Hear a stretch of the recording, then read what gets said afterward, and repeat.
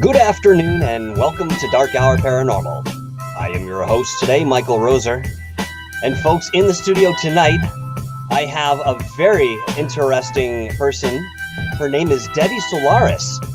And if you've ever wanted to know anything about your galactic history, life on other planets, and respect to perhaps who we've incarnated as in other lives or perhaps future lives, it's my opinion that this is the woman to talk to. That being said, she's also very rounded in the field, has an entire backing of esoteric principles behind her, and has her own experiences, which we will dive into. Folks, I want to welcome you all here once again. Thank you very much for coming.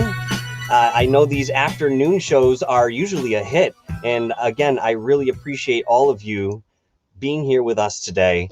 Thank you so much. I'm not going to really extend too much out here because I'd like to bring Debbie in to begin this discussion because I'm incredibly excited and fascinated by her history and her accolades, to say the least. But before I do that, I am going to read a short bio with Debbie Solaris here, and we'll go from there. So Debbie Solaris is an ET contact, interdimensional traveler, and galactic historian. After a fateful extraterrestrial contact experience a few years ago, Debbie awakened to her true star lineage and higher calling. Through her ancestral connection with the Akashic Records, she has been receiving downloads of galactic historical information and universal spiritual knowledge ever since. She feels that it's a big part of her mission while here on Earth to help others awaken to their own true divine selves and cosmic origins. Debbie was recently featured on the Beyond Belief show with George Noory on Gaia TV Conscious Media, which showcased her extraterrestrial contact experience and how that led her to her higher mission of helping us all remember and reconnect with our cosmic star heritage. Debbie's new YouTube channel features actual client Akashic and intuitive readings, recordings converted to video, with the videos featuring information on galactic history and extraterrestrial star races, along with real-life advice and direction for starseeds and lightworkers trying to navigate their way within this incarnation experience we call planet Earth. The channel has been gaining popularity on YouTube, with many subscribers asking when the next episode will be posted to hear more interesting information on the past lives and soul journeys of the many lightworkers and starseeds who consult her for readings. Using a unique and expansive perspective, Debbie offers visually appealing, multimedia-rich classes on extraterrestrial life and culture, galactic history and ancient civilizations, as well as starseed and lightworker enrichment workshops in the Front Range area of Colorado. She is also a certified Akashic Record Reader and gifted intuitive, using information channeled from her Arcturian and Pleiadian guides to heal and assist others on their own spiritual journeys. Debbie was a radio host with the Galactic U Radio Network on Blog Talk Radio from April 2017 to December 2017. Her show Traveling Through the Stargate. Ooh, Stargates. You guys know that's been a focus for us lately. Sorry, I'm going to start that again. I got distracted there. Where are we? Traveling Through the Stargate featured newly revealed information on galactic history and the various star races, as well as insights from the Akashic Records and the higher dimensional realms. Podcast from the radio show can be still found on Blog Talk Radio, SoundCloud, and on the media page at debbiesolaris.com. Now, one of the things I'm going to tell you folks, as I tell you every time, we promote folks before, during, and after the show. So the links to Debbie's work are already in the description. You may check those out while you're listening. You may check those out afterwards. And for anyone who's listening in the archives, please go and check out her work. It's absolutely fascinating. Again, this woman is incredibly well-rounded. And with that being said, without further ado, folks, I'm going to bring Debbie Solaris on. Please give her a nice warm welcome. Hello. Good afternoon, Debbie. How are you today? Hi, it's great to be here. Thank you for having me on. And I was very excited to be on the show because I felt like my beginnings were mostly in the paranormal realm. So definitely, it seems like in the right direction anyway. So thank you for having me here. No, it's our pleasure for sure, to be honest with you. And it's interesting that you mentioned the paranormal as a gateway to perhaps this field in general, because I find a lot of people have had the same approach in understanding this stuff. It's either paranormal or somebody sees something in the sky that sparks the intrigue, and next thing you know, they're rolling deep in this field in a snowball effect, and it literally puts us where we are today. That being said, I'd like to talk very briefly about your extraterrestrial experience, because I believe it helps build a foundation to what you may be presenting next in our understanding, and perhaps your understanding of the content as well. Can you tell us a bit about your extraterrestrial contact some years ago? Was it overall positive, or were there aspects that were less preferable? How did that play out? It was actually a very positive experience for me. I know, many people out there have had, I actually work with a lot of people that have had, ET contact, both, not so benevolent and benevolent. Okay. In my case, it was very benevolent. But this happened back in 2012. So before that, I was pretty much an unawakened, average human being, just living my life, working a job, paying bills, paying taxes, the usual thing. I think what got me started on my spiritual journey was the sudden death of my father, very unexpected. Caused me to start asking a lot of questions about, what was really real. It kind of goes, you go down that, rabbit hole, of trying to get answers to, deep questions. And at the same time, I started, starting a relationship with somebody that was extremely interested in the paranormal and ufology definitely opened up my eyes that maybe there was other possibilities, besides this, 3D reality that we're currently in. But getting kind of bypassing all of that and getting to my story, I was kind of one of those people that worried about everything. I constantly worried about the state of our planet, the state of the economy, the state of politics. Did a lot of research on a lot of those things, and I just didn't feel quite at ease with what was going on, even back in 2012. And it looks like we're kind of going through a reemergence of that in this year and last year. It seems like a lot of things are really up in the air, but it was that way also with 2012. And a lot of people were talking about the ending of the Mayan calendar, that was going on as well. We also went through an election cycle, during that time here in the United States. And so one day, I guess I just had a sleepless, or one evening night, I was trying to go to sleep. I had a sleepless night, was praying out to the universe that we needed assistance here on Earth, because I wasn't sure if Earth was going down the right path. Okay. And I just, it was a very sincere, earnest prayer. I just sent like this prayer out into the universe that, whoever is out there that's higher dimensional, we need some help here on Earth, because Earth is not doing so well. People are suffering, animals are suffering, the environment is suffering. And it was, like I said, it was a very earnest, I think, very sincere prayer.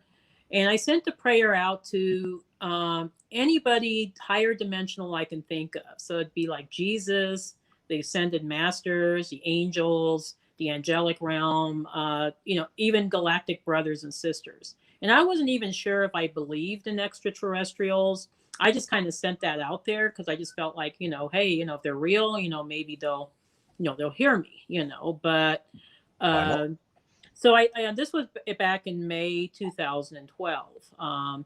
2 weeks had passed and nothing happened. It was same old, and I just thought, well, nobody heard my prayer,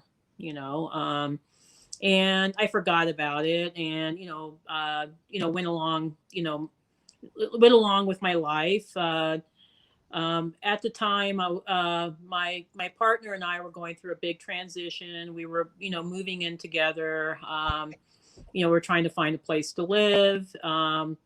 And I was also having some minor back surgery. It was a laser surgery. It wasn't too intensive, but, still required some recovery. So I was recovering, I think, at my mother's house, and went to bed one night, and it was just kind of a few days after surgery. And then when I came back to consciousness, I was in a different reality.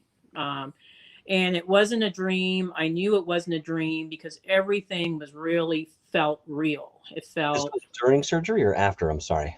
It was after, yeah. Okay. After. Yeah, it was like a few days after, so it wasn't like right after surgery, but maybe close like enough, yeah. So because the first thing I thought was maybe this was the effects of the anesthesia, and it was like, no, it was too many days afterwards. I don't think it was that, but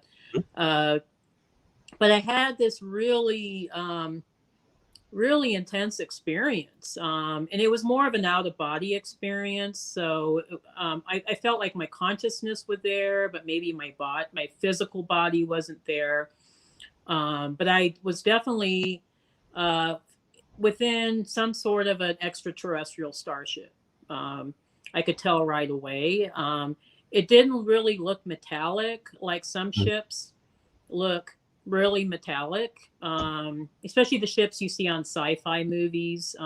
Star Wars and Star Trek look kind of physical, look very metallic. This ship looked like it was made of light, and it was quite organic, like it shifted and changed. Did you feel like you might have had sentience?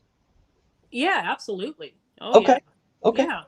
Yeah, because it was kind of guiding me towards some space, and I just kind of followed along. And what was weird is I wasn't even afraid. I thought it was weird, but I didn't feel like afraid, or I just kind of thought, oh, this is kind of strange. Let me see where this takes me. So it took me into this orientation room. That's what they called it anyway. And I encountered some extraterrestrial beings. I knew they were extraterrestrial right away. They didn't look like anything I'd ever seen before, even in ufology. So I was thinking, okay, they're not grays, they're not Nordics, because, I would read like some of my husband's, UFO material, and they always talked about grays and Nordics. And, and I was like, well, they're not grays. And they're definitely not Nordic, and they weren't really all that human. I mean, they were a little bit humanoid looking, but not that much. They had extremely large auras. Like their auras were huge. And did you see them with your physical eye, or was it something? I could see it. Yeah, I could see it. And their auras had multicolors that I never even seen before. It was like this color spectrum was beyond what we have here in the 3D. So, and when I kept, they were so high vibrational, I had a hard time looking at them directly. So I had to kind of glance at them with my periphery, and they had larger heads, larger eyes. The eyes had irises and pupils, unlike gray aliens. They had quite a bit, very refined features. They didn't have any hair, as far as I could tell. They had smaller bodies, as far as I could tell. They weren't very tall. And I was formulating questions in my head. I was like, what are these beings, and why am I here? And they started answering my questions even before I could speak out loud. So I knew at that point that they were communicating with me telepathically. And I asked them, who are you? Where am I?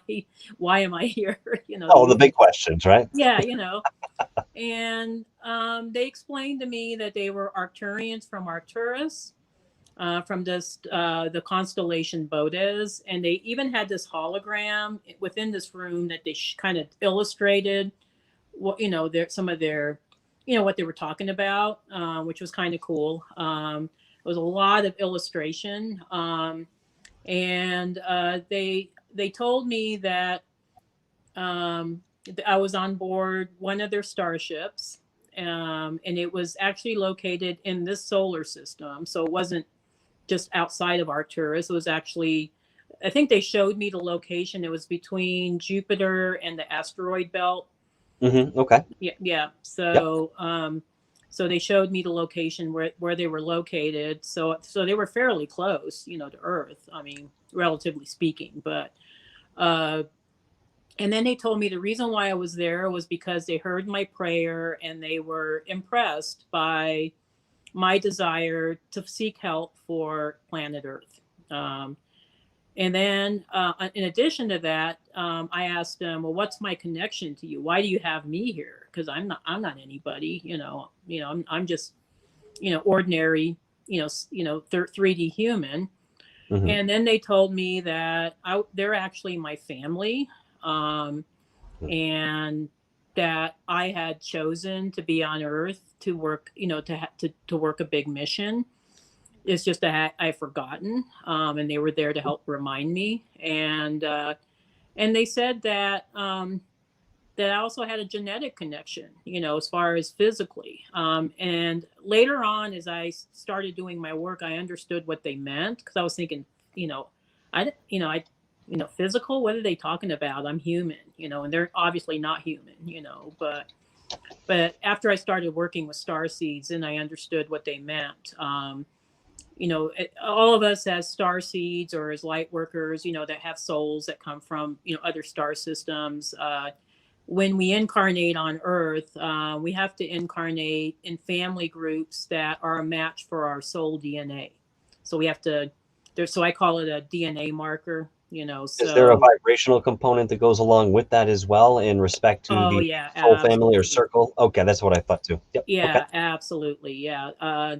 And I didn't quite understand it at the time I was on the ship, but later on, I was like, oh yeah, now I understand what they were talking about. Evidently, I think the Arcturians had various colonies on Earth. They explained like a lot of. It felt like I was there for a long time, because they were explaining a lot of things to me. With the telepathic communication and also with the hologram. And they were explaining like, the history, the true history of Earth, how all these extraterrestrial beings were, colonizing Earth. This is even before, Lemuria and Atlantis. And they did some colonization in north central Italy, which is, where some of my family's from. And that's where my genetic connection with them came in. Okay. Interesting. Yeah, Before it you was go really on, super interesting. Yeah. I want to ask you this question for clarity's sake. It's something that I think a lot of people do get confused about when we use certain terminology. Yeah. What is the difference between a starseed, a light worker, and perhaps someone, let's say like an indigo child, or someone who comes in on a specific vibrational ray with certain intentions in respect to their mission? That's a really great question. I'll try to answer it the best I can, but That's all we do. That's all we're doing. that's all we can do, right? That's it. So a light worker is anybody on Earth that has an expanded consciousness and has a desire to be of service. Okay, that wants to expand the consciousness of Earth, and this could be Earth souls. This could be angelic. People with angelic frequency. I do work with a few clients that are actually incarnated angelics. Okay. So it's not necessarily starseeds. Okay. I mean, although starseeds can't also, be included in that group. Okay. So these are just folks that are, part of the desire to help with the ascension of planet Earth. Okay, so hence the term light worker. Okay, obviously they work for the light. Okay, starseeds are individuals who, I'm a starseed. Maybe you're a starseed. I don't know, but my guess is you're probably a starseed. But so starseed, like myself, or like a lot of your listeners that are listening in right now, a starseed is somebody that is that has a human incarnation, but they have very ancient souls that have originated from another star system. So their prior incarnations were in other star systems before they came to Earth. Okay. Now, does that necessarily make the soul native to that particular planet? Because a lot of times we think about, and when we talk about old souls, we're referring to how many cycles or how many lifetimes somebody may have lived in a human body. Okay. How does that work if you know? Yeah, It's no, I think convoluted, I know. no, it's no, I think it's a good question. I think we're all soul shards of source. So I kind of hate the term old soul because I think we're all old souls to a certain extent. It's just that there's some souls that have chosen to have their incarnations way back, like in the beginning of the inception, let's say beyond. I have some souls that are from Andromeda Galaxy. They're very, ancient souls. Okay. Uh, and then I have some souls that started their incarnations in Lyra. That was millions of years ago. Some souls have had incarnations in the Pleiades or Sirius. And then you have souls that have only had incarnations on Earth. Okay. For some reason, they were part of an Earth soul group, and they only had incarnations on Earth. With that being said, though, I think there are more starseeds on planet Earth during this time period, this particular time period since World War II, since the end of World War II, than we've ever seen in the history of planet Earth. And a lot of that is because they came here to help with the, Earth ascension from third dimension to fifth. Okay. And what was the third part of your question? You asked about different dimensional realms, or I don't know. I can't remember now, but I might have, but that makes two of us. Believe me, yeah, it'll come yeah. back No, around. I guess I spent too much time trying to answer the first two. No, that's Yeah, it's not yeah, it at all. Believe me, what I find is that the energy always follows that course. yeah, yeah, The conversation of least resistance, and it's usually the most important aspects that we touch on. It'll come back. Don't worry. I have plenty more to yeah. work with you. I guess it's not everybody's a star seed because sometimes you get people that are from the future. They might be from future Earth, or they might be angelic, Mhm. or you get inner Earth people. You do get a variety of different types of souls, but the majority of the people that come to me for readings are star seeds. Interesting. Yeah. Very interesting. But I think that there's a reason for that. Again, it comes down to frequency, vibration, and what sometimes people tapping into their core emission. I don't like the word mission, but I think you guys understand what I'm saying. What your intention in coming into this incarnation is. You have many sets of different reasons that you're doing this, but there are some very main specific ones. And as you're mentioning here, Debbie, a lot of us are here to assist that energetic ascension of the earth, and of course the collective that actually spreads all throughout the universe. It's not something that affects us in a remote sense, very localized. It actually affects everything else in the galaxy, which from my research, I've found that that's one of the reasons that extraterrestrials are still interested in us. I mean, I understand the origin stories and so forth, which we'll get into, but I think that there is an element of that in there as well. They know that whatever we're doing will affect their environments as well on a cosmic level. No, absolutely. Let's talk a little bit about, well, let's get into the depth of the galactic families and so forth. So my question to start here has to do with the overall soul evolution that each one of these cultures or species or timelines go through, and perhaps the similarities or the differences that we all experience. Is the course of evolution we experience collectively through our dimensional ascent, is it rare? Or are there other species within our universe that experience a similar trajectory in respect to evolution? That's actually a great question. I think it happens in multiple universes, multiple galaxies, multiple dimensions. My understanding is that Source is infinite.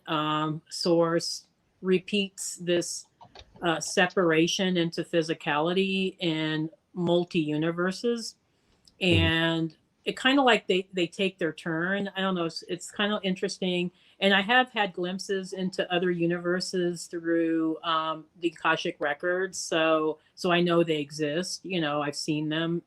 The records are actually quite more vast than people realize. I mean, you could get a lot of information. I mean, you could spend like a whole bunch of time in the records getting information. But does it not encompass every experience? Absolutely. Yeah.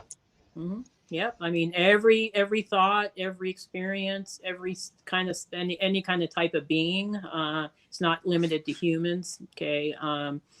And sometimes it's so vast that even myself, with the experience I have accessing the records, I sometimes have a hard time navigating through them, because it's and I think I do a pretty good job, but sometimes it's like, holy cow, what is it that I'm seeing here? So I have to kind of delve a little deeper. But getting back to your question, so my understanding with our history, at least here, in our universe, is that the experiment had just ended in another universe, and it was, I guess, scheduled to start in ours. Okay. And Andromeda Galaxy was slotted to be the space or the location of the descent into physicality, but it was much too high dimensional. So the Andromeda Galaxy Soul Group decided, because they were co-creators, decided to split, make a new galaxy. So the Milky Way is actually not a sister galaxy to Andromeda; it's the baby galaxy to Andromeda Galaxy. So it split. And part of the Andromeda Galaxy Soul Group accompanied the new galaxy. So they created the Milky Way in order to be slightly lower dimensional, so that they could create more physical dense life. Okay. And so everything kind of started from Antares, which is the first Stargate. I know you love Stargates, so thought I'd throw that in there for you. But Why, thank you. Yeah, so Antares is the biggest star in the Scorpio constellation, and its purpose as a Stargate is that it's a portal. So it's a portal that connects Andromeda Galaxy to Milky Way, because otherwise Andromeda Galaxy is 2 million light years away. I mean, it would take us forever to travel that. Okay. I mean, you have to have some sort of portal. So these Andromeda Galaxy, beings came in through Antares, and they kind of started setting things up in Galactic Center, which Galactic Center in this particular galaxy is between Scorpio and Sagittarius. And our galaxy is kind of like a platter, it's kind of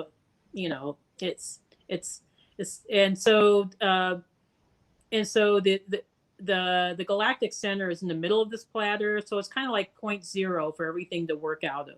Okay, it's kind of how that works. But then there was higher dimensional beings that we know as the co-creators, or the Elohim, or whatever you want to call them. You mentioned different rays, different energy rays. I remember what it is you brought up. It was indigo children. Oh, right. Thank you. Yeah, indigo children. I'll answer that question real quick after this one. But they were creating. I think they chose Lyra as their location for physicality because it had the conditions most inhabitable for physical beings, and that's true even today.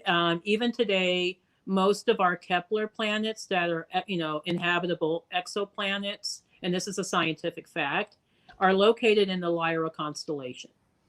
So when I saw that in the records, I was like, oh, that's kind of cute. And then I was reading an article in cosmos.com, and they were talking about the 10 most inhabitable exoplanets, and half of them were in Lyra. And I was just like, holy cow, the records were right, So metaphysics really do correspond with science. That's, I think we're seeing that more and more. But they created these beautiful paradise planets, and they created, different types of beings. My understanding is like some of the avian beings and the Lyran lion beings or Lyran feline beings actually, I think, originated from another universe, and they were brought over to kind of start the experiment again in Lyra. So these are ancient beings. And they created humanoid races. I'm saying races because they did create 2 races, not just one, because they wanted to follow the the source template, which is Mother Goddess consciousness and Father God consciousness. So one humanoid race was meant to be the representation of Father God consciousness. That was the white Lyran race. And then the Mother Goddess consciousness Vega race, which was more blue-skinned individuals that carried more Mother Goddess consciousness energy. Okay. And so everything started off in Lyra. So most of us, here on Earth, and I would say the majority of us have some sort of prior connection, either genetically or even soul, a soul connection with Lyra or Vega. Okay. That's really interesting, and it reminds me of my research into Amora Kuan Yin's work. I'm not sure if you're familiar with her, but she's written many books on our historic well, I'm sorry, geez, let's start that again. Our history in the galaxy, and again, that I've really found a foundation there, and have been kind of building things off of that. But what you're saying is very resonant of what I had discovered many years ago reading her body of work. In your opinion, is it possible to travel to some of our past galactic incarnations through dream or meditation? And if it is, why might we go through that undertaking today? That's a great question. And yeah, I would say, yeah, absolutely. I have clients that do that all the time. And I've even, experienced that myself. I had a spontaneous past life regression back to my time on Lyra. And I wasn't Lyran. I was actually an Arcturian emissary at the time. But I remembered everything, like everything that happened. It was like I was part of this movie, that was coming out. I also have clients that, get spontaneous past life memories through dreams or through visions or through, out of body experiences, their own experiences. So yeah, it actually happens a lot. And to answer the second part of your question, the reason why that's so relevant is because there's some aspect of that past life that we're supposed to be integrating into this life. Good answer on that one. I mean, that's just, again, that resonates with me. That's why I like that. It does seem to be that way, because if we are multifaceted in the way of the soul, at least way beyond what we're capable of imagining in terms of the shards that you're mentioning there, because I believe we are fragmented to some degree, and for certain reason, it's, I think, a matter of perhaps placing or displacing consciousness to perhaps experience that. I've never quite grasped how that worked. I mean, one of the ways I would look at, and I'll explain this briefly, and you can tell me what you think about it, is, I look at like a loom in front of me, and each one of these, on a very small scale, each one of these lines that connect with the fiber is different timelines. Now, again, this is a very limited example, but if you were to take a marble, which would represent your consciousness, where you'd be aware, knowing that each one of these timelines are different lives, you could place it here and now experience this timeline. You're done with that one, you come over here, you place it here. What are your thoughts on how we shift consciousness around to the different incarnations and physical existences or non-physical existences that we have? Well, we're all multidimensional souls. And there's a little bit of a parallel soul quality to all of us. I do get some clients that are really expansive parallel souls. I mean, they have multi aspects of them and different timelines, different dimensions. But the majority of us, even though maybe we're not that expansive, we're still multidimensional beings.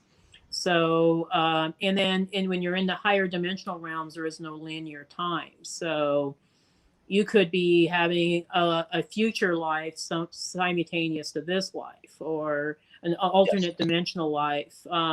Sometimes I get, I notice with myself and sometimes with some of my clients, they're having dreams about themselves and some of their other dimensions. And usually, what I notice is, the consciousness is the same, but maybe they have a different body. Maybe they're a different gender. Maybe it's a different timeline. Maybe they're in the future. maybe they're in the past, and it's like they're trying to integrate that aspect of themselves back into, I guess, the core soul. Okay, which is why they're having those dreams. Makes sense. It makes sense. And, again, you come back to the idea of integration and how this all plays out. I do believe that everything is happening at once. It wasn't any other way. No. The linear perception that we have is more or less a construct of this physicality and a necessity in order to perhaps appeal to, let's say, a left-brained organization, in respect to, keeping yourself anchored here to do what you want to do in this physicality, like a sandbox, right? Yeah. Let me ask you a question about cellular memory, because I find that fascinating and somewhat hard to distinguish between cellular memory and past lives myself. Who is the record keeper of cellular memory? If that particular type of memory is passed down from generation to generation throughout time, at what point does the culmination of experiences yield an observable result, possibly in the way of some sort of enlightenment? That's interesting.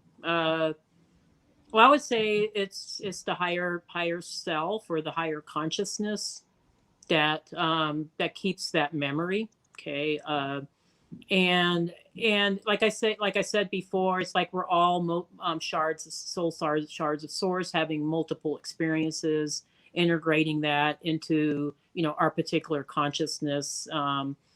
And as far as the keepers of the ultimate consciousness, I would say that's probably, I think on some level, it could be the Arcturians. The Arcturians do a lot of soul work. They have a Stargate as well. That's why I called my old radio show "Traveling Through the Stargate," I like because it. it was I think honoring the Arcturians, but a part of what the Arcturians do is they help to process souls in between death and their next incarnation. So, they're actually, I think, somewhat the keepers of the Akashic Records to a certain extent. Or they have access to them, very readily.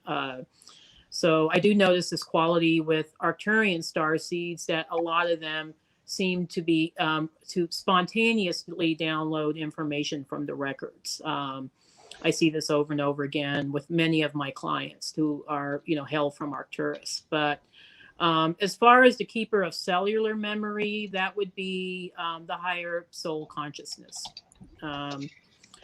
I do notice, like with some of my clients, I do work with a lot of clients who've gone through a lot of trauma in past alternate dimensional lives, particularly Lyra and Vega, because that was the scene of the Lyra and Draconian Wars, that many beings, they say 50 million beings lost their lives during those wars.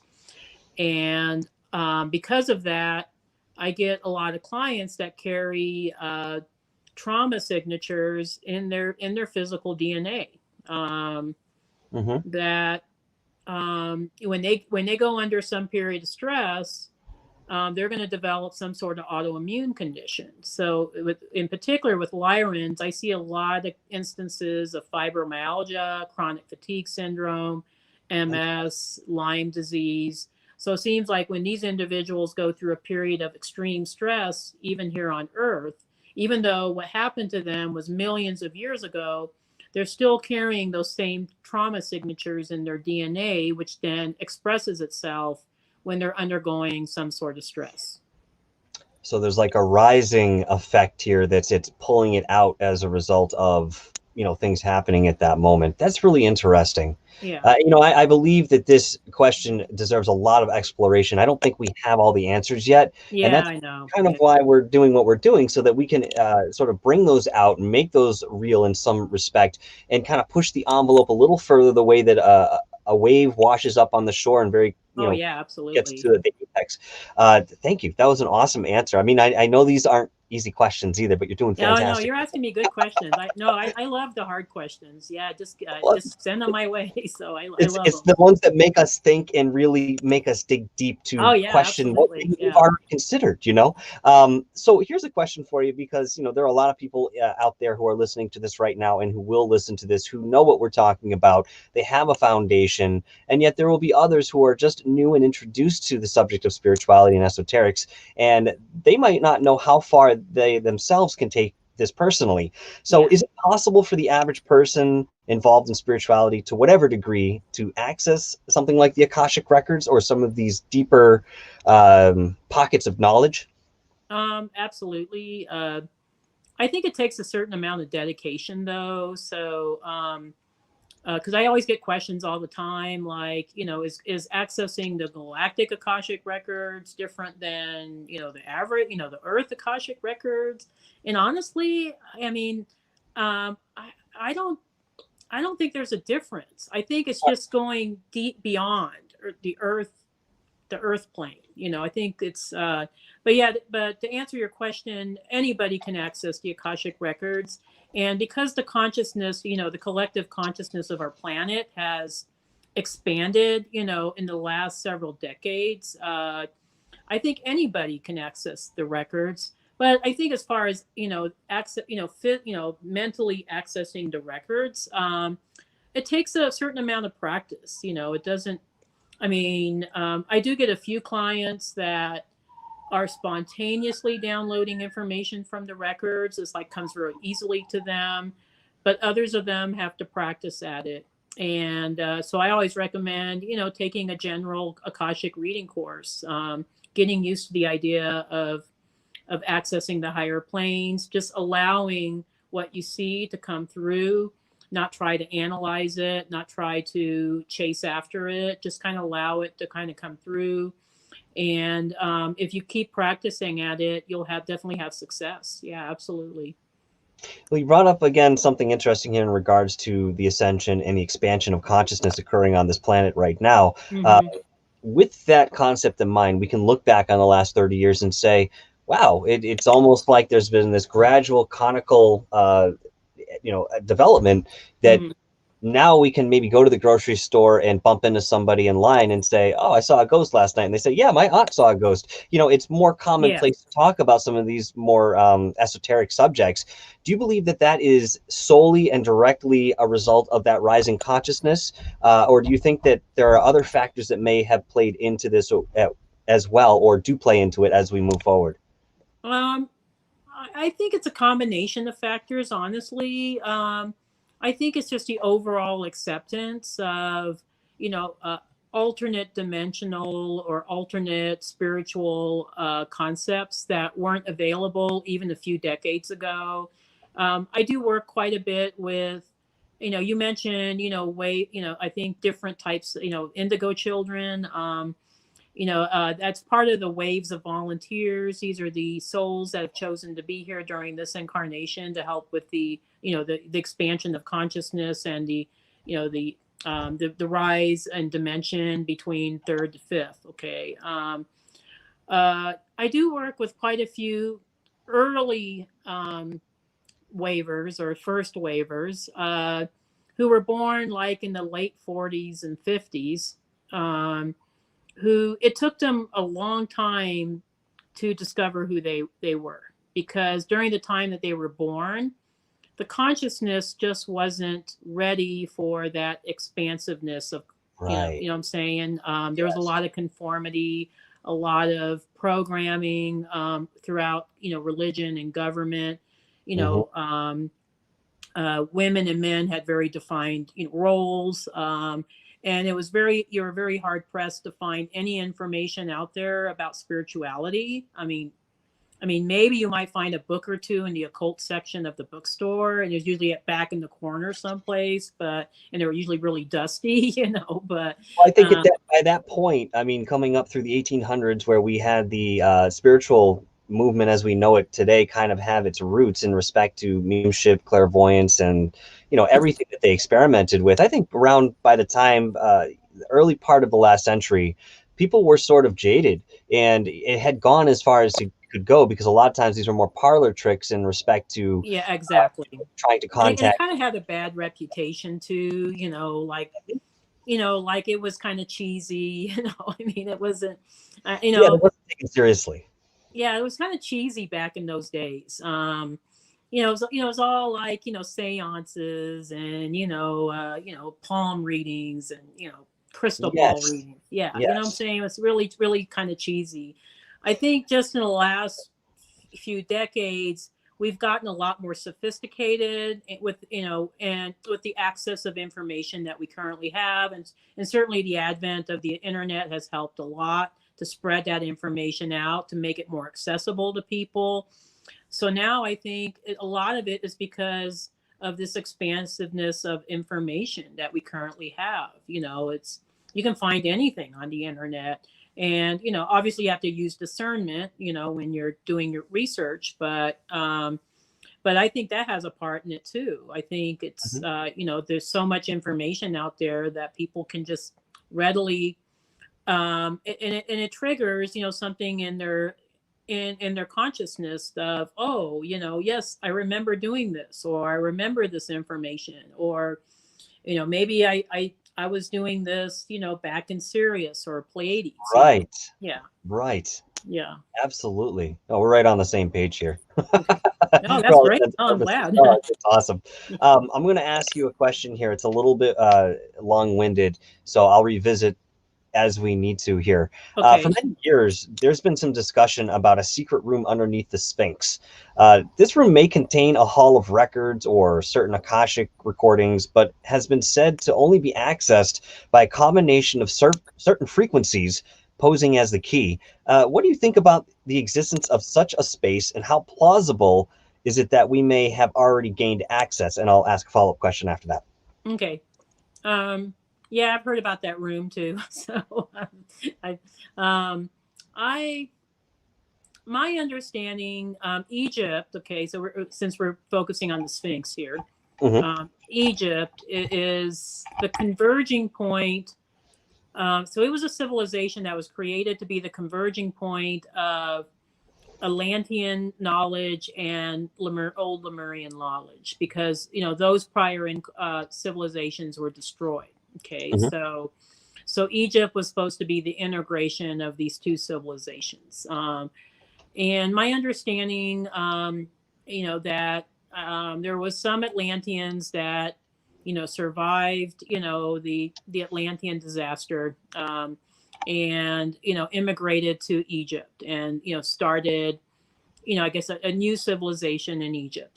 We're getting into very ancient history here, but Yep. But there were certain mystery schools that were established in Egypt that were based from the Syrian mystery schools.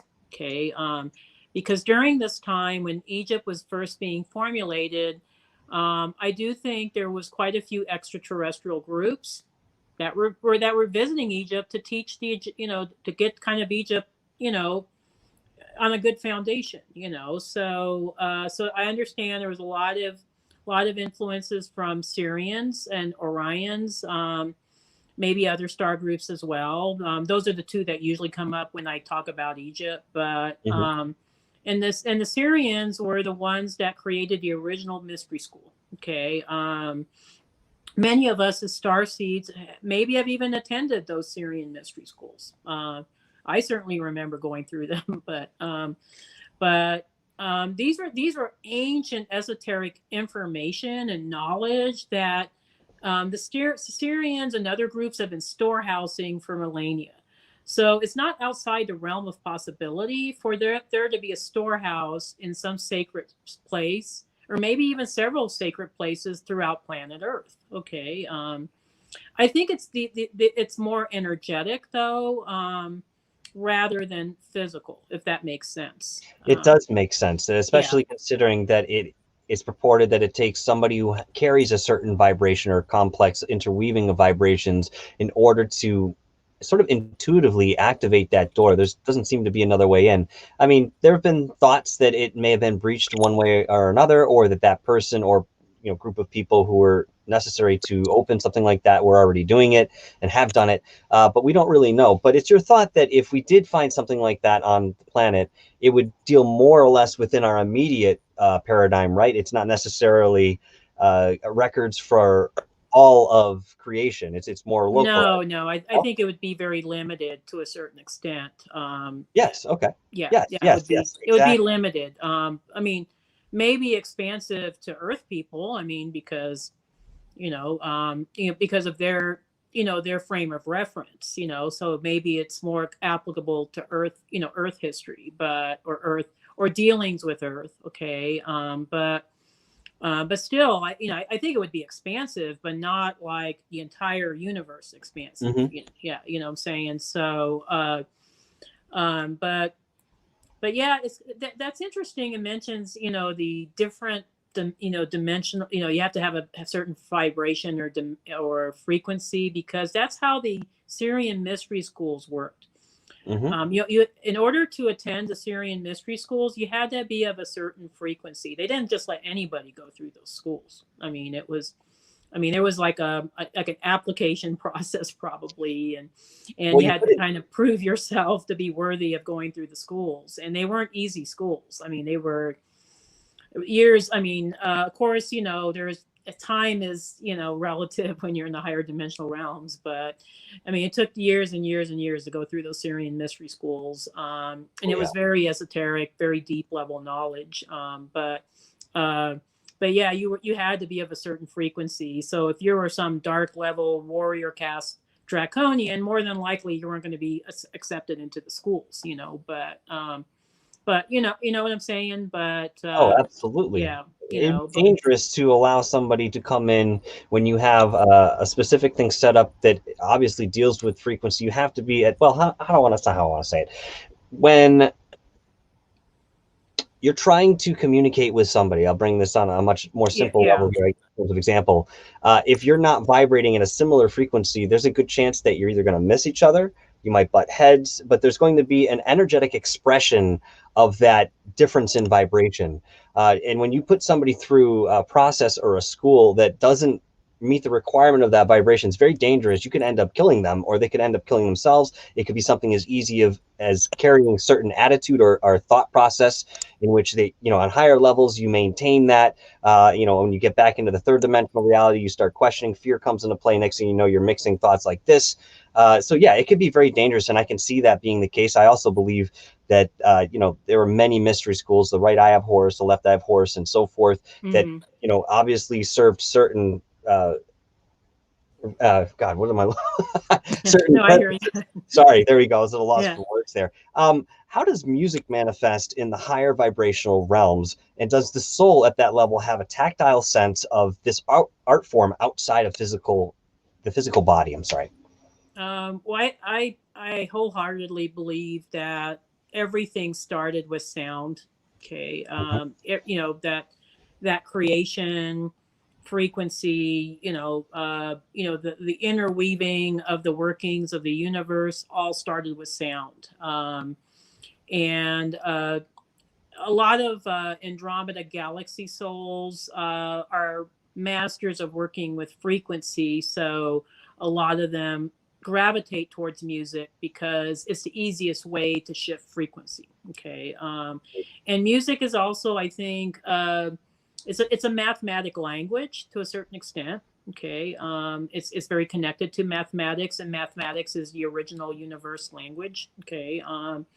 So it plays a very integral part into everything that we do. Okay. My understanding is that um, we're going to be seeing much, much more use of sound and music when we're raising in ascension, when as our consciousness expands, music is going to be playing a bigger part of that. The dark forces or the cabal also know this. They know this they know this. They're just as knowledgeable as we are on all these esoteric information. So they know that music can definitely play a part in raising and lowering vibration. Mhm. So a lot of times with this modern music that you hear, and I don't want to sound like an oldster, but I mean, maybe I'm coming across like an old fuddy-duddy, but I don't know. The modern music, when I listen to it, the vibration seems very low. Okay. And it's even since, like, even the music from the 70s, and the 60s, 70s, and 80s was I think higher vibrational than the music that they're playing now. And I think it's purposefully, so the music, industry, the record, the record makers, whatever, the music people, I think purposefully have created the music nowadays to be low vibrational to keep the consciousness low. Okay. And I'm sorry to sound like a fuddy-duddy, No, because I absolutely agree with you 100% on that. Yeah. Because I just noticed, when I listen, and I'm a music fan, I love music. I used to collect, lots of records and, I still do. You kidding me? Yeah, I had records and cassettes, and I still have a bunch of CDs. I listen to all different genres, and that's part of me. Oh, awesome, awesome. Hey, we're showing our age, but okay.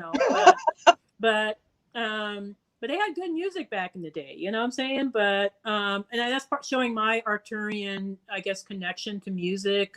But a lot of the music today, I just can't get into it. I'm just like, holy cow, it's like this so low. I mean, I feel depressed after I hear some of the songs, and the beat seems to be the same. It's like, and it's a very low vibrational beat, and even the lyrics are very low vibrational. And I'm just thinking, this must be done on purpose. I can't imagine that it's just kind of random. It's not just because they figure it's a commercial success.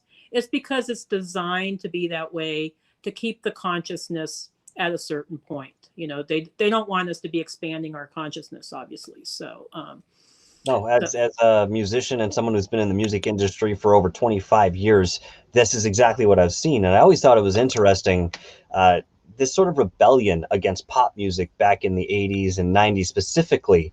We saw the rise in that. We got this counterculture that, was different perhaps than the 60s and the 70s, where we were just getting into that expression as a form of art, with the Beatles and so forth. I mean, it was being invented at that point, that revolution. So, you had this underground movement, which essentially, really bucked the idea of something that could be easily digested by everybody. It was more personal to the artist, to the audience.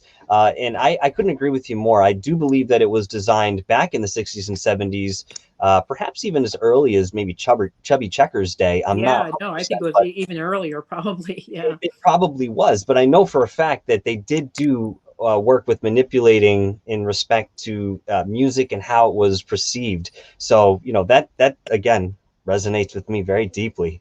Atlantis has always been a very interesting topic for so many of us. And even though I haven't really mentioned it on too many of my appearances, I have said something along the lines of, I have an incarnation in Atlantis. But, that, of course, just adds to more questions. And my question to you, and again, I don't know where your breadth of knowledge begins and ends with this particular aspect, but what did scientists generally do in Atlantis, and what was the predominant use of crystals in this ancient civilization? If you have any insight on that at all. Oh yeah, I can share a few things. Yeah. I'm more of a Lemurian soul, so I'm not a big fan of Atlantis, but because I'm a galactic historian, I have to understand Atlantis, understand what was happening there. But I think during the beginning of Atlantean history, and my understanding is Atlantis was founded by Pleiadians and other extraterrestrial groups. Okay. So initially in Atlantean history, it was a beautiful civilization. It was designed to be an integration of high technology and spirituality, but then eventually it became high technology, low spirituality. Okay. Yep. But because they went way beyond, they went way beyond with the technology, and they've forgotten their spirituality. But initially it was a glorious civilization, and I think they utilized crystals for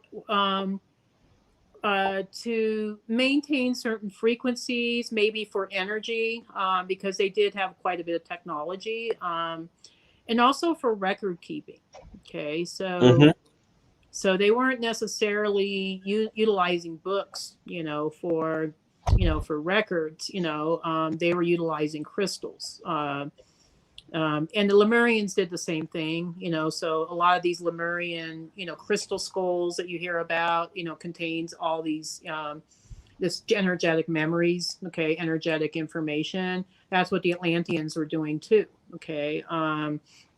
But as far as the science part of it, the Atlanteans got a little carried away with the genetic manipulations, but genetic modifications. They got a little bit out of hand with that. And maybe the intention initially was good, like, oh, let's see if we can improve genetics, because they were quite scientifically advanced, So I think this misconception here on Earth is, oh, in ancient times, they didn't have any any technology. I think they had better technology back then than we have even now. We're just barely catching up now, but what happened in Atlantis was that I think they started messing around, combining animal genetics with human, and combining plant with animal, and human with animal, and human with plants. And it got so genetically modified that they were creating these monstrosities. And I don't know if it was done for profit or if it was done for ego, what the exact reasons were behind that, but maybe a combination of all the above. But my belief is a lot of the mythical creatures that, we hear about in mythology, like the multi-headed snake, or, the Minotaur, or the Sphinx, were genetic modifications that originated from Atlantis and survived the Atlantean, disaster. Okay. So I always think that even mythology has a basis in truth. Do you think that some of our cryptids that we're seeing today could possibly have origins in Atlantis the way you're describing? Oh, yeah, absolutely. Yeah. Okay. That's something I never really put together, although I've done enough research to understand, what you're telling me now, wherein we did experiment with genetics at a very high level, and, something like a Minotaur, or, a Pegasus, or, whatever the case may be, whatever we have in our mythology, we did create at one time, and that there was interbreeding and so forth between species, which, might explain some of the off-topic desires some people have that don't seem to fit into the normal spectrum of things. I think that might be reminiscent of times long past. But, that's interesting. Was Lemuria similar in the way of Atlantis, in respect that it had a physical component and also an interdimensional component, or was it something entirely different? I think yes and no. Okay, I think there is. That's always the answer, though. Yeah, I know that's. But to explain my answer is that Lemuria, my understanding, was the only fifth dimensional civilization we ever had on Earth. Okay, so after Lemuria fell, Earth plunged into the third dimension. But Lemuria was created to be mostly interdimensional. Okay, there was a physical component to it, but it was mostly interdimensional. So everything in Lemuria was created through thought and intention. They didn't really need the technology. Unfortunately, their lack of technology led to their downfall, because when Atlantis attacked Lemuria, they didn't have a means to fight back. They couldn't fight back against, the massive technology that Atlantis have, even with all their thought and intention. Okay. So it was really pretty sad. It's kind of sad how Lemuria ended, but, and it was kind of like the Atlanteans kind of experienced their karma, so what they did to Lemuria, they experienced themselves, later on, it was kind of sad, but yeah, there was a very multi-dimensional aspect to Lemuria. So many Lemurians were constantly traveling interdimensionally, and this is where I think the Aborigines got their ideas about dream time and how that worked. I mean, I think they had Interesting. very, very, I think a lot, because the Aborigines, I think, got a lot of their information from Lemuria. Okay. And a lot of the indigenous groups that you see throughout the Pacific Rim got their, carried cultural aspects from Lemuria. So you see, Lemurian influences all throughout the Pacific Rim, particularly Hawaii, Easter Island, Fiji, New Zealand, even some parts of Australia. So, but yeah, it was definitely a little bit different in Atlantis, not quite as physical. Okay. But, when I have my memories of Lemuria, I saw beaches, I saw, palm trees, just, it was beautiful. I mean, but it was kind of a multi-dimensional, yet, I don't know if I want to say holographic. That's not the right way to describe it. Right. But it was sometimes felt holographic. Yeah.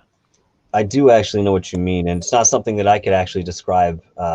It's hard to describe unless you've experienced. Very hard. Yeah. Yeah, I can see it in my mind's eye, and I could, even have a tactile sense about it in that respect. When it comes to expressing this verbally, it's very difficult.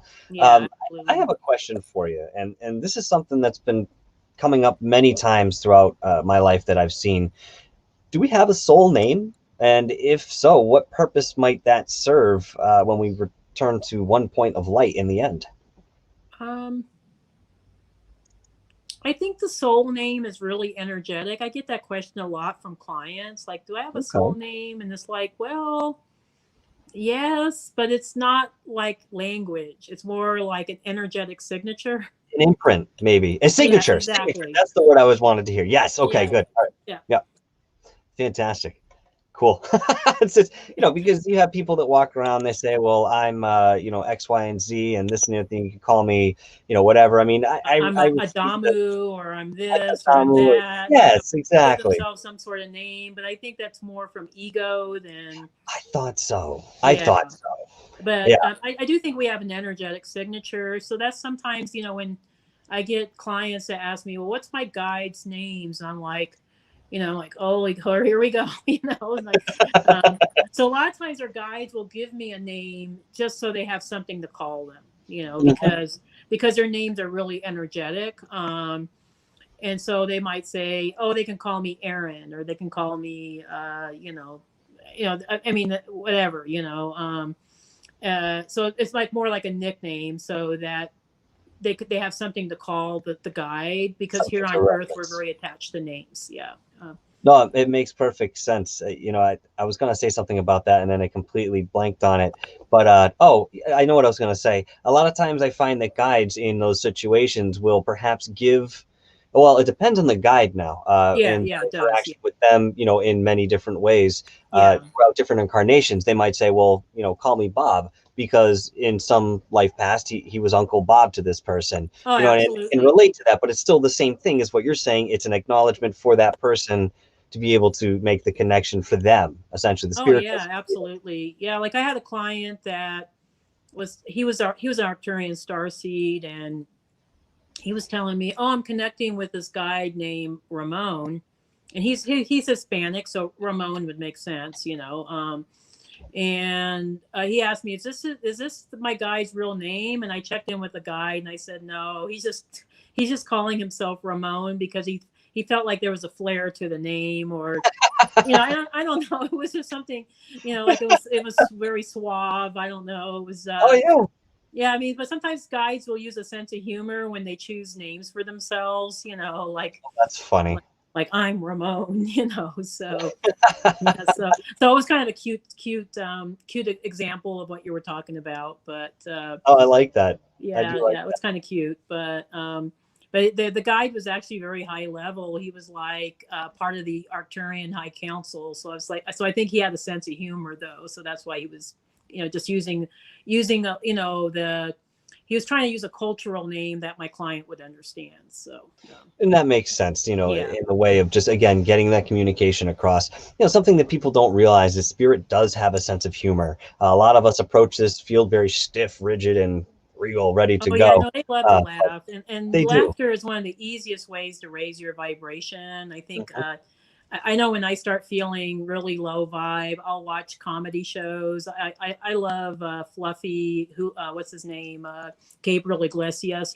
I think he's Oh, the yes. funniest comic on the planet, but he just cracks me up with his voices and stuff. But a lot of times I'll watch Fluffy shows. I just because I know that's going to raise my vibration. But yeah, that's what the way that the higher dimensional guides are too.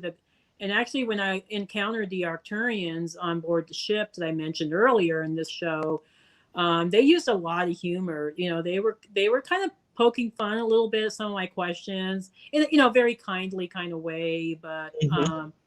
a lot. And they knew I just had back surgery, so they told me, well, don't worry, we got your back, and they were kind of winking. And I thought, wow, these beings have a really good sense of humor. It's kind of like, they're not stiff at all. They're pretty funny, in a lot of ways, because they know that's the quickest way to raise vibration too. So definitely, the more humor you can use, the better. So. And with some of those more benevolent ones that actually would show that side of themselves, it's very disengaging, you know, in Oh respect to yeah, you don't spirit expect it. being in Yeah, a you don't place expect it that at we all. don't recognize. So, Yeah. you know, on the topic of guides and extraterrestrials, do we all have extraterrestrial guides as well as what we might think of as primo spirit guides, or even those who could not be with us in this life?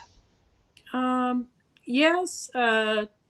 I even know of some Earth souls that have extraterrestrial guides. So, Okay. so you don't necessarily have to be like, and usually sometimes your guides are not all from the same system you're from. Okay. Because a lot of times people have this kind of blanket view of, oh, all my guides must be Syrian because I'm from Sirius. And actually, as souls, I think we've actually incarnated in several systems. So it's Yeah. rare for somebody to be strictly Sirius or strictly Andromeda. Sometimes it's, so sometimes we pick up, higher guidance from, different star systems. But yeah, no, I do get some a lot of star seeds that have some Earth guides, okay, because of Mhm. prior Earth lives, and then I also get some Earth souls that have extraterrestrial guides. They just don't realize it because maybe they're moving towards incarnating in the future in extraterrestrial systems. Very curious and great answer too. You know, bringing a little bit of clarity on these subjects is enough to just get us going. And I think that, you know, a lot of people that are listening to the show are going to feel that same way. Oh I yeah. have one more I'm question happy to for you. help out. I mean, in any way I can. I mean, this is just through the thousands of Akashic readings I've done and all the work that I've done with galactic history. Kind of helps me. So anything I can do to help somebody on their path is a wonderful service. So thank you for the opportunity. My pleasure. And, you know, again, thank you for being here. You know, it seems to be a very large motif for a lot of us in this field is that we want to help others. Mm-hmm. Yeah, there's a satisfying effect to that for ourselves. But at the same time, when we see that, you know, we give somebody else a little bit and they take it that much further and become, you know, perhaps their higher vision of themselves. I mean, it's fantastic to It's see. life I've been, changing, very life. it's I life mean, changing. yeah, it's life. I mean, I always say that having an Akashic reading is a life changing experience because you're not going to be the same afterwards. And it's not because I'm doing the reading. I mean, it could be any Akashic reading, Hmm. honestly. But it's just having access to that information, helping to place those puzzle pieces together that helps propel you on your spiritual path. And you do become the best version of yourself after that. I think that's the idea. And every opportunity that you ever wanted would be able to be accessible once you are within that step, you know, being your highest vision.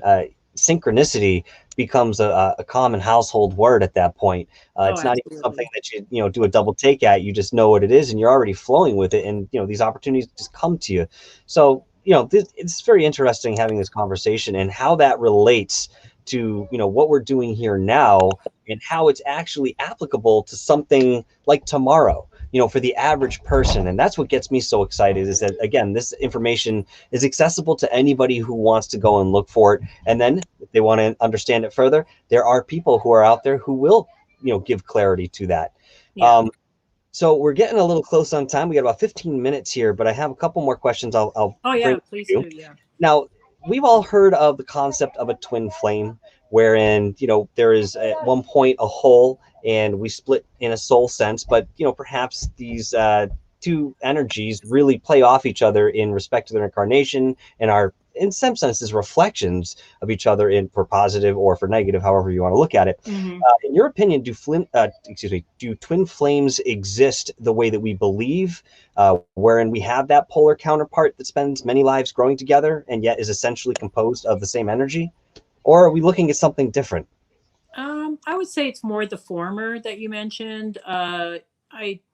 I get that twin flame question a lot. I mean, believe me, I get it a lot when I do these readings, because everybody wants to meet their twin flame or connect. There's a romance that's involved in there too. Yeah, because of the romantic. There's much more to it. But I've encountered twin flames that weren't romantic at all. That Right. were, maybe grandmother and grandchild, or sisters, or brother and sister, or twins. Sometimes twins can be their own twin flames. So there's various aspects of twin flames beyond just the romantic concept of it. But I think here in our culture, I think we connect more with the romantic aspect of it.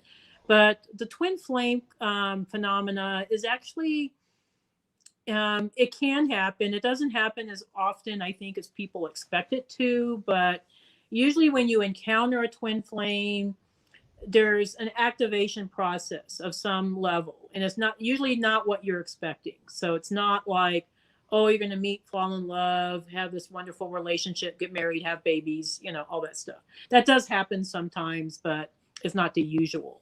It's usually that they're activating you, or they're pushing trigger points, of to help you with your own evolution. And sometimes it could be really painful. It's not always, a pleasant experience. So, actually having a twin flame encounter might end up being, I think it could be a beautiful experience, but it could also be very painful for the client at the same time. But it's also one that spurs, tremendous amount of growth afterwards. So I always like to tell my clients, don't expect, the typical with a twin flame encounter. And a lot of times, because they're polar opposites, Mm-hmm. they're kind of like magnets. They attract and they retract, they attract and they retract. So they don't often stay together. It's kind of like, at least here in the third dimension, it's very difficult to integrate with your twin flame energy on a long-term level. I have seen exceptions. Some people have found their twin flames. They integrate really well with each other. But these are usually people that are highly evolved and well integrated to begin with. Okay, so they know how to work with the energy, the polar energy. But for people that are still, progressing, it could be very unsettling to be with a twin flame. You couldn't have said it better, because again, that really goes in line with my belief about what a twin flame is. I've had many people come into my life, and I say many, let's just say a handful, really, that made such an impact in the way of my own evolution and looking within myself. And I did the same for them, for better or for worse. But that's what it is. I find that, if you do come into contact with somebody that you would consider twin flame energy, your magnetic analogy is perfect. You feel like you're attracted, yet there's something that repels. And within this this undulation, okay, you're strengthening as long as you're staying on board. I mean, a lot of times the magnet kicks, the other guy goes off, and you have to do it again in another incarnation. Yeah, exactly. Yeah, it's and I think once we get into the higher realms, it gets a little easier. So, people always ask me, will I see my twin flame again? I said, Yeah, more than likely you will. I mean, if you're truly twin flames, it's just not going to be the same when you're in the higher realms. I mean, it may be more energetic, not quite so physical. But I always tell people, if they want to have a beautiful relationship, to try to find a soulmate rather than a twin flame, because a soulmate is somebody that you've had a prior connection with in a previous life, but it's not that polar energy. Okay. Even my partner, Terry, he's a soulmate. He's not a twin flame. Thank God. I don't think I can handle another me. Okay. I mean, yeah, but yeah, I think with a soulmate, it's more integrative, it's more easier, and because you're two separate souls, and you can both kind of complement each other rather than attract and repel each other constantly. So I always tell people, don't look for a twin flame, look for a soulmate if you want a long-term loving relationship, where you can have a partner, to go through the rest of your incarnation with. So Incredibly well said. yeah. Because a soulmate will give you lessons, no doubt. Oh But yeah, they will. they're not going to be as heavy Yeah. as a mirror standing in front of you that your twin flame would represent. Those are the ones. I mean, you mentioned that you've seen it in this life, and there are exceptions, and yet those people were pretty evolved in respect to spirituality. I think they've already done the work, and they've decided to have a little fun. You know what I mean, in this Oh life, and yeah, do absolutely. something more. It's a soul contract that they had. Like, oh yeah, now that we've done the work, we can be together in this life, and become like a power couple. We'll work our mission together. And I have a few people I'm thinking of as I'm talking about this, but that really are highly spiritual couple. That they are really doing massive work together. But again, it's because they did all the work prior, to this lifetime. So the integration for them in this life was quite a bit easier than your average, twin flame encounter. What would you say to somebody who sort of exalts in the idea that this might be the last incarnation that they have to live on Earth? What would you say to somebody who feels like feels that way, almost like this is a chore to go through this rather than something that we've chosen to do? Um, I get a lot of people that say, "Oh, I feel like this is my last incarnation on Earth," and I oftentimes tell them that may very well be the case. I mean, because we're all free will beings. We all can choose how and we all have like a contract of how many lives we're going to have here on Earth. But to those that say, "Oh, I can't," I'm tired of being here. I'm not liking this incarnation anymore. I always tell them, well, you chose to be here. I mean, you chose to be here on, even if it's on a subconscious level or higher level, you chose to be here. So you might as well make the best use of your time while you're here. And I mean, because we can all kind of throw a pity party for ourselves. It's real easy to do that. And I'm not trying to be harsh or anything like that, because I've done it myself, where sometimes I'm like, I'm kind of like, I'm tired of this incarnation, or I'm tired of the negativity of, the low vibrations. But then, I remind myself, or sometimes my guides will kick me in the butt and say, well, you're supposed to be here. So, shut up and get with the program. But do the work. yeah, but sometimes you'll have, if you say it enough, and I always kind of warn my clients about this. You don't want to say that too much, because your guides are going to test you on it. Okay, in a very big way. I can use myself as an example. Okay. I used to say all the time, like, oh, I don't want to be here. I hate being here. I mean, I was one of those negative Nellies, or down, what is it called? I'm trying to use my own name. Was it Debbie Downers? Debbie Downer. I was a Debbie Downer. Like, I don't want to be here. And so my guides were like, okay, if you really mean it, here you go. You've just been diagnosed with breast cancer. Here's your way out. you can either choose to stay here, or you could choose to just quietly succumb to your cancer and pass away and abort your mission. Okay. And so I was faced with that decision, and I was like, holy cow, this is a massive decision. Do I fight to stay on planet Earth, or do I just succumb to cancer? And fortunately, I fought to stay on planet Earth. It really kind of gave me a reality check at that point that, if I'm going to be here, I need to do the work and be happy to be here, and not complain about it, because we're all here with a multitude of beautiful galactic gifts, and even if we're from Earth, we're here with a multitude of gifts, and we need to work our gifts, and we need to help, for the greater good, not just think about ourselves. Okay.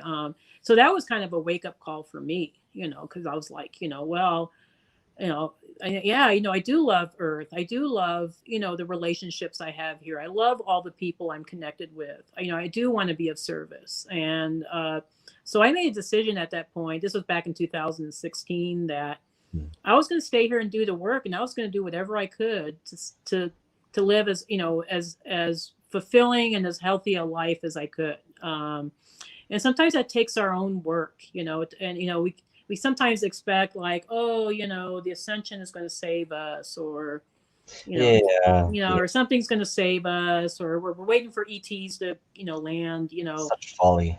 I know. And it's so silly. And I think we're our own saviors, and, if we want to make our lives better, we have to do the work ourselves to do that. We are the captains of our own destiny, truly, and infinitely speaking. So yeah, well, I mean, it would be easy for anybody to just hand us the answers. Do ETs exist? Here's full disclosure. What about the paranormal? Well, here's everything we've gathered the last 1,000 years that definitely proves that this is the case.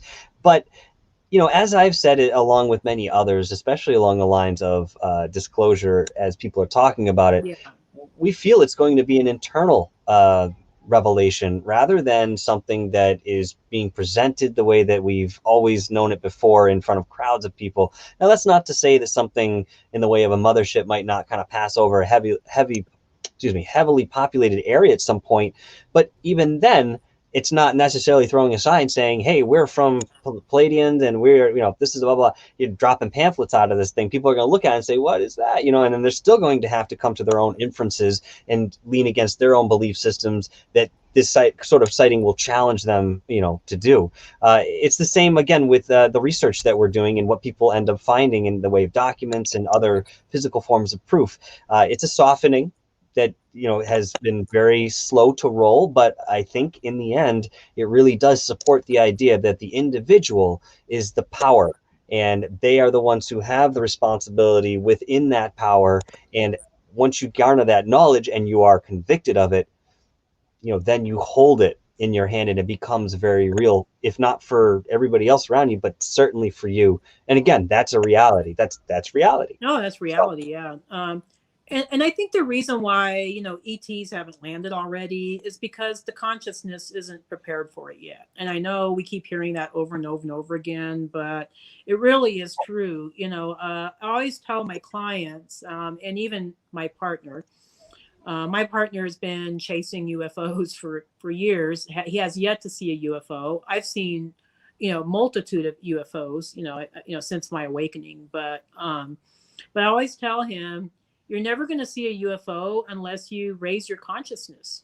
If you keep, playing small, if you keep playing in the 3D field, you're never going to see them, because you're going to have to meet them halfway. Right.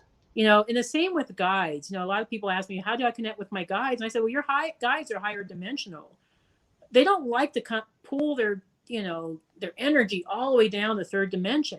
So you're going to have to do something to meet them halfway, whether it be through meditation or through your own inner work, or, being of service to others, maybe doing something, out of the goodness of your heart. I always, recommend people do a lot of volunteer work, if they really want to raise their vibration. The laughter helps too, though. But definitely laugh and have fun. But being of service to others is going to definitely raise your vibration.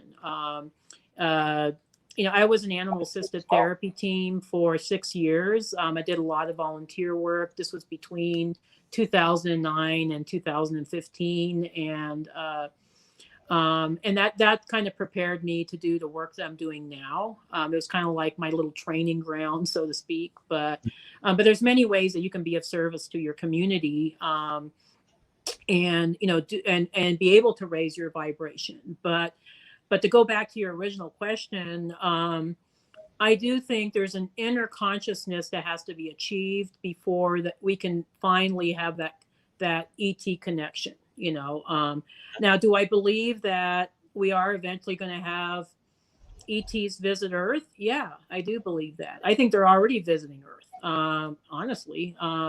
Maybe just to certain groups or certain people, but I do believe maybe by early next decade, I think we might. But at that point, I think the consciousness will be significantly higher.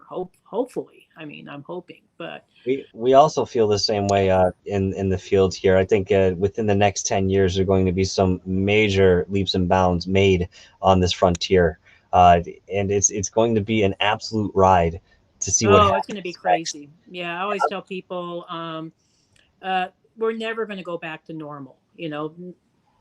You know, everybody talks about the new normal, but we're never going to go back to the way things were before, you know, in 2019 and before that, you know. No, it's changed forever. It's changed forever. Yeah, it's never going to be the same. Yeah, we're just going to be, and it's going to be a bumpy ride. It's going to be hard. We're going to learn some really hard lessons collectively, you know, as a species. But I think it's going to be for the greater good overall. That's the course of the evolution, and it's what has to happen. It's necessary, and understanding each of the dimensions that we need to experience fully before we move into the next. Well, at least that's the idea. I know there are many times that we've tried and, you know, had to start at the beginning. But of course, that's all it is too. We're able to do that, and we do it collectively. But listen, Debbie, I really appreciate you coming on the show. We are out of time for the moment, but I want to tell everybody very quickly where they can find you yet again. You can find Debbie on, what was the website? It was www.debbiesolaris.com. She's also on Facebook as well. I'm sorry, I couldn't read the whole thing. It was Galactic Star Guide. Thank you, Galactic Star Guide. And she has the YouTube channel as well. Please check that out. And again, all of these are in the description. You can click right on the link. It'll take you right to where you want to go. But please definitely check out what Debbie Solaris has been doing. Her work is absolutely fantastic. So thank you so much. And I just wanted to add in there that, you know, if people are Gaia subscribers, I just did a taping on the Open Minds show. This was like two days ago. So it looks like they're going to have me back on Open Minds for a second show. I guess Regina really liked, you know, my body of work. So she was, I guess, real excited about it. So we're going to do a third show on Open Minds. So if you are a Gaia subscriber, look for me on Open Minds and possibly even other shows beyond that. So definitely. So thank you. Definitely. Yeah. I think you'll be doing this for a long time. I mean, you have already, but I think you're really just, I mean. No, I'm just starting.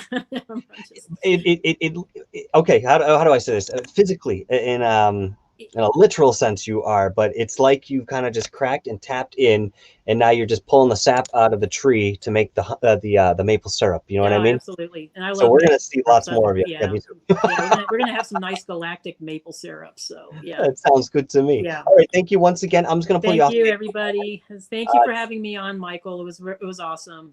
Great questions. Oh, it's my pleasure. Great answers. Fantastic conversation to the very depths of what we love and do here. So I'll take you off for a moment. If you can hang around for a second, I'll say my proper goodbyes off camera. If you have to leave, I understand as well. But for the moment, I'm just going to take you off. Excellent. Thank you again, Debbie. Cheers. Well, I hope you guys enjoyed that as much as I did. Oh my God, man. You know, it's not that you just come up with questions as you're going. Okay. It's a matter of learning and then compounding what you learn in the way of knowledge to come up with new questions that seek further answers. And, you know, when I sit down and I talk to somebody like Debbie, who is so thorough in her thought, in her response, it's just an absolute pleasure. And I cannot thank her enough for the opportunity to come on the show and have this discussion. And, you know, might I be a little forward in saying, I hope one day we can do it again, because I know that there is so much more to go over, and that she has yet to share, that again, we can't cover it all in an hour and a half. And, you know, I've apologized to certain people in the past for that, but as it goes, this is the format, and we'll just have you on again. That's it. We'll have you on again. So once again, folks, thank you very much for coming out today. A little bit of an earlier show, of course. I'd like to encourage you to go and check out GoofOn. Richie G's over there at GoofOn. He's on every night, 6 days a week. Well, every night, 6 days a week at 10 o'clock Eastern time. And, you know, you can correlate the rest for where you're located. Also, please go down and check out Third Phase of Moon. They've been doing some fantastic work lately with the panel and the documents and maps that have been submitted to us. We've analyzed as much as we could within the small period that we've had them, and we're going to continue to research those as time goes. But check them out. And of course, Third Phase, the sister channel, where we do some repurposing, analyzation on different aspects of what's been released, and we revisit some of the older sightings in order to gain a new perspective on what we're looking at. That being said, if you guys are interested in donating to Dark Hour Paranormal, you may. The link is in the description below. You can do that if you are interested. And once again, thank you very much, guys, for being here tonight. We're going to take this one out, and Grimwitch, just in case for those of you who don't know, Grimwitch is responsible for the visuals on the intro and the outro. I have written the music, and together we put them, and this is what we have. So Grimwitch, thank you very much once again, my friend. I know I don't get to say it enough, and thank you all for being here today. All right, guys, have a wonderful rest of your day, night, wherever you are in the world. Stay magical, inquisitive, and question everything. F's sake.